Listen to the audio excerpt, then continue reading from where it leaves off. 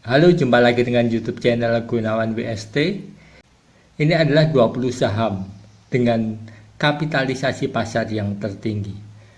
Saya selalu berbicara saham dengan menggunakan data dan juga grafik. Kenapa?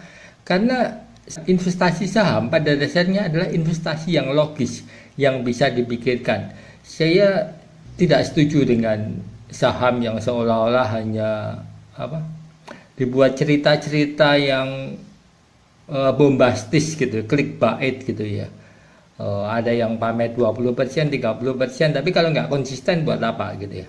Yang kita perlukan adalah konsistensi.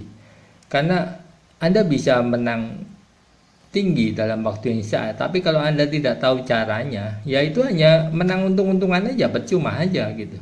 Untuk diulangi lagi sulit gitu lah. Yang kita perlukan adalah konsistensi. Dan berbicara saham, seolah-olah saham itu arena goreng menggoreng dan sebagainya. Memang kita nggak mungkiri hal itu ada, tapi bukan berarti kita berinvestasi saham dengan paradigma goreng menggoreng. Padahal beberapa saham memang sangat saintifik, sangat berdasarkan data gitu loh. Logikanya gini, kalau kita tidak bisa membaca perspektif perusahaan, kemudian kita buat cerita-cerita yang bombastis gitu ya, tentang ini itu saham ini saham itu, tapi tidak berdasarkan data ekonomi, itu omong kosong semuanya gitu. Dan semakin Anda mendengarkan analisa-analisa seperti itu, Anda justru akan semakin bingung, seolah-olah tidak ada pijakan yang pasti bagaimana dalam berinvestasi saham itu. Padahal yang kita perlukan adalah cara berpikir yang terstruktur, yang sistematik, yang bisa diulangi lagi dan menghasilkan sesuatu yang bisa diukur gitu. Diukur maksudnya kalau rugi berarti dievaluasi, kalau untung berarti dipertajam lagi. Itu namanya bisa diukur gitu ya. Kalau kita hanya tebak-tebak saham ini saham itu dan bikin cerita-cerita yang dibumbu-bumbuin ala sinetron gitu, itu nggak ada gunanya gitu.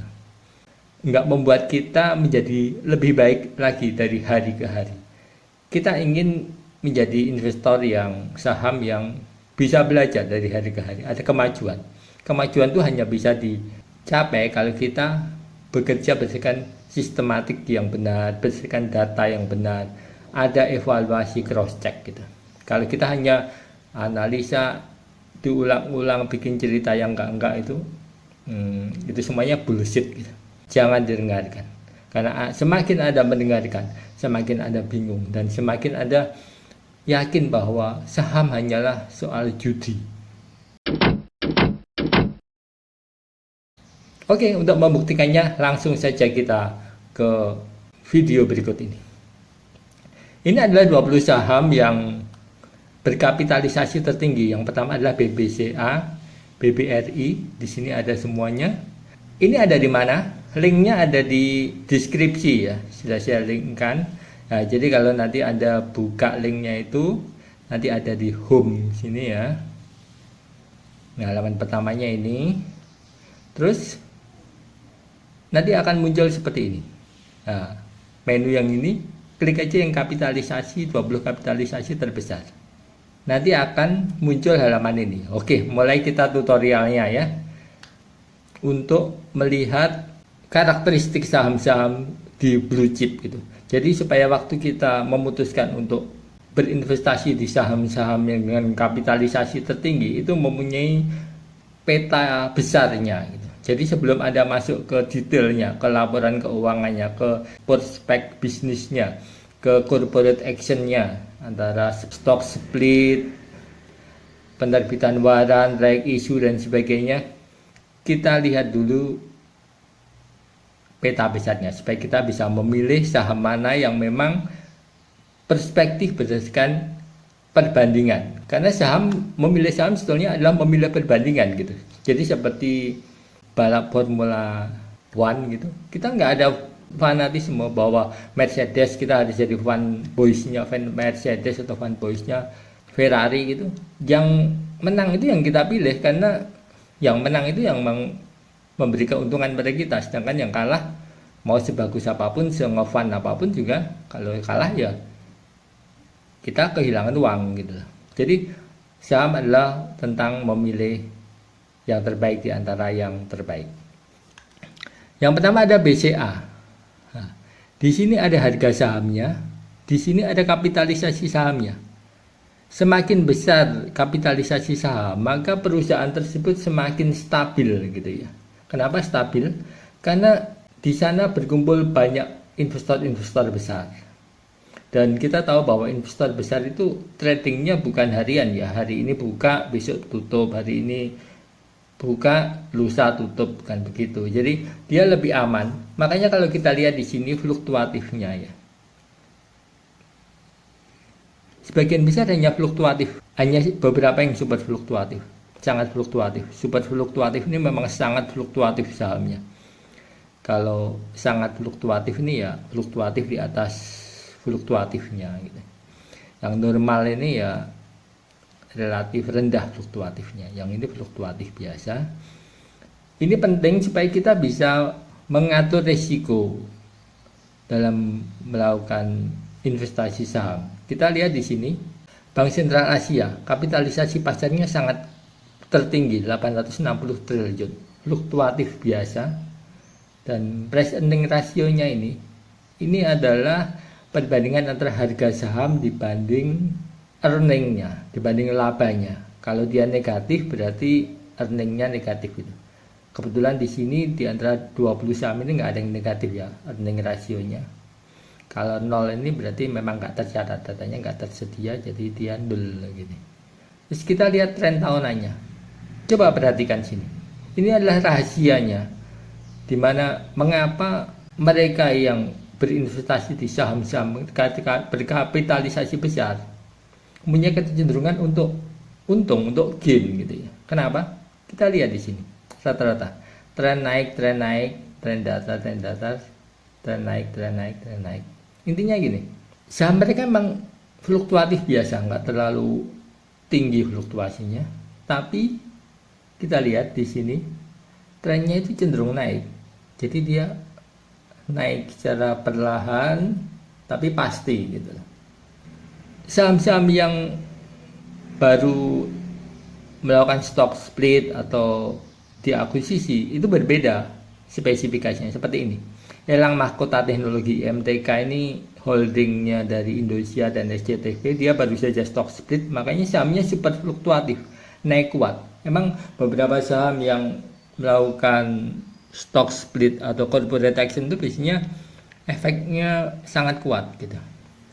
Jadi setahun belakangan dia memang sangat fluktuatif, tapi kemungkinan memang ada technical rebound setelah stock splitnya sendiri. Kemudian kita lihat di sini Bank Syariah Indonesia. Ini kita tahu bahwa ini bank baru saja merger ya, BRI Syariah, BNI Syariah, Bank Mandiri Syariah, tiga-tiganya itu merger, makanya dia juga super fluktuatif di sini. Kemudian BBNI ini juga sangat fluktuatif, bukan super ya, ini soalnya belum kejadian kalau BBNI. BBNI ini sedang dalam proses merger dengan Pegadaian dan Pendanaan Madani gitu. Jadi dia juga sangat fluktuatif. Kemudian Barito Pasifik ini dia sedang melakukan restrukturisasi juga, memang bukan merger, bukan akuisisi, tapi capital expenditure-nya besar. Kemudian Indofood sukses makmur. Ini produsen Indomie. Dia justru normal-normal saja. Jadi fluktuasinya cukup rendah dan trennya turun. Trennya tahunan turun dia. Kenapa? Rupanya industri makanan Indofood ini kan bukan hanya super mie ya intinya ya. Jadi kalau orang bilang, oh kalau krisis Indomie laris soalnya mudah, murah, bisa buat lauk, bisa buat kenyang gitu. Indofood ini kan ada kecap juga dan sebagainya, dan orang konsumsinya di masa resesi memang cenderung berkurang gitu ya. Daya belinya turun otomatis. Dan ini memang tercermin di tren tahunannya dan fluktuasinya gitu lah. Dari sini sebenarnya kita bisa melihat benang merahnya bahwa saham itu sangat sangat reasonable, alasan naik dan turunnya itu bisa dilogikakan gitu lah.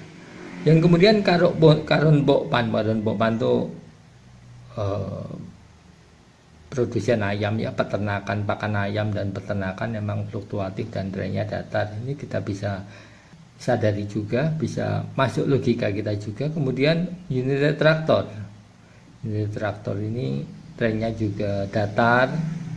Kemudian Indah Kiat, Sinarmas, ini Sinarmas Multi Alta, Bank Jago ini juga super fluktuatif karena dia baru saja sahamnya dibeli oleh Gojek, jadi dia naiknya kuat juga. Gudang Garam fluktuatif, tren datar. Gudang Garam dan HMI Sampurna di video saya yang lainnya sudah dibahas kenapa produsen rokok itu cenderung turun gitu ya. Dan aneka tambang ini trennya naik karena sektor pertambangan memang booming saat ini karena harga energi mulai naik kan, sekarang minyak sudah di atas 50. 3 bulan yang lalu harganya masih 30, 25 gitu.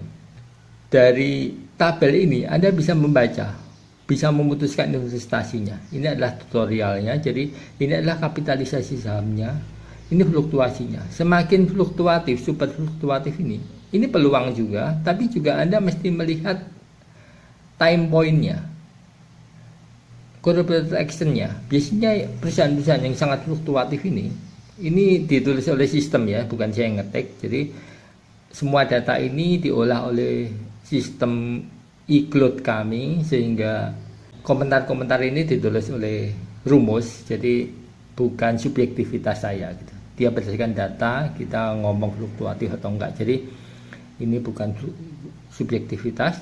Yang perlu kita lakukan adalah mengkonfirmasi kenapa dia super fluktuatif, dia sangat fluktuatif seperti yang saya jelaskan tadi. Kemudian tren naik dan tren turun, tren naik dan tren turun itu menunjukkan industrinya. Memang industri perbankan itu sedang naik gitu. Seiring dengan mulai menggeliatnya ekonomi, perbankan pasti naik seperti itu. Juga barang konsumsi rata-rata datar ya, Unilever datar, Indofood datar. Kenapa? Konsumsi barang dari pabrik memang rata-rata turun karena daya belinya yang saya bilang tadi turun gitu. Oke. Jadi dari sini Anda bisa memilih. Kalau mau investasi di saham-saham dengan kapitalisasi tertinggi. Dan kabar baiknya adalah kita lihat sebagian besar trennya itu naik. Jadi kemungkinan Anda salah sebenarnya untuk buy itu cukup kecil asal Anda nggak sembrono saja ya. Ada 20, Anda hanya cukup memilih 1 atau 2 gitu lah. 2 atau 3 gitu, maksimal 3 lah. Nggak harus memilih semuanya, cuma menghindari risiko saja. Sangat mudah kan?